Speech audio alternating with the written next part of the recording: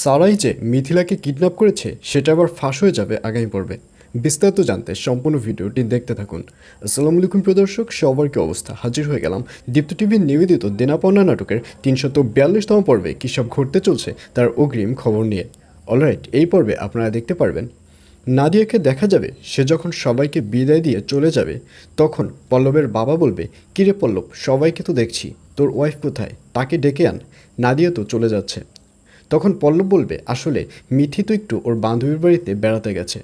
তখন পল্লবের বাবা বলবে, কবে থেকেই তো শুনছি যে বান্ধবীর বাড়িতে বেড়াতে গেছে, এখনও কেন আসছি না? সারা জীবন কি বান্ধবীদের বাড়িতেই থাকবে?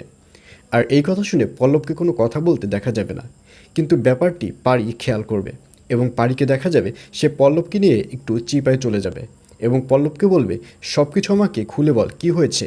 মিথিলা ভাবি কোথায়? তখন পল্লব সব কিছু খুলে বলবে যে মিথিকে কোথাও খুঁজে পাওয়া যাচ্ছে না, কিন্তু তারা অলওয়েজ ট্রাই করে যাচ্ছে মিথিকে খোঁজার জন্য এবং সারা তো দিনরাত মিথিকে খুঁজছে। আর এই কথা শুনে পারির মনে একটা সন্দেহের সৃষ্টি হবে যে সারা কেন মিথিলাকে খুঁজবে, কারণ সারা কেমন কোয়ালিটির লোক সেটা তো পারি খুব ভালো করেই জানে। তখন পারি বলবে, তুই ছাড়ার কথা বলছিস, সারা কেন মিথিলাকে খুঁজবে? তখন পল্লব বলবে, আসলে সারা যখন জানতে পারে যে মিথিকে কোথাও খুঁজে পাওয়া যাচ্ছে না, তখন সারা আমাকে বলে যে আমাকে যেন মিথিকে নিয়ে কোনো টেনশন করতে না হয়, সারাই সব কিছু খুঁজে বের করবে। আর এই কথা শুনে পারির মনে একটা সন্দেহের সৃষ্টি হবে। পারি মনে মনে ভাববে, সারা কিছুতেই মিথিকে খুঁজবে না, এর পেছনে নিশ্চয়ই সারার কোনো হাত রয়েছে, এবার সারাকেই ধরতে হবে। এইসব মনে মনে ভাবতে দেখা যাবে পারিকে।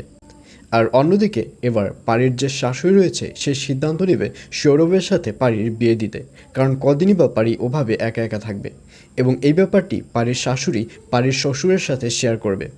আর এই কথা শুনে পারির শ্বশুর মন খারাপ হয়ে যাবে। পারির শ্বশুর বলবে, কদিন হলো ইরফান মারা গেছে, ইরফান মারা গেছে 1 সপ্তাহ হয়নি, তার মধ্যেই তুমি পারিকে বিয়ে দেবার সিদ্ধান্ত নিচ্ছ, এটা আমি মানতে পারলাম না। তখন পারির শাশুড়ি বলবে, আসলে পারিকে তো একদিন না একদিন বিয়ে দিতেই হবে, সেহেতু আগেভাগে দেওয়াই তো ভালো, কি বলো? তখন পারির শ্বশুরকে কোনো কথা বলতে দেখা যাবে না।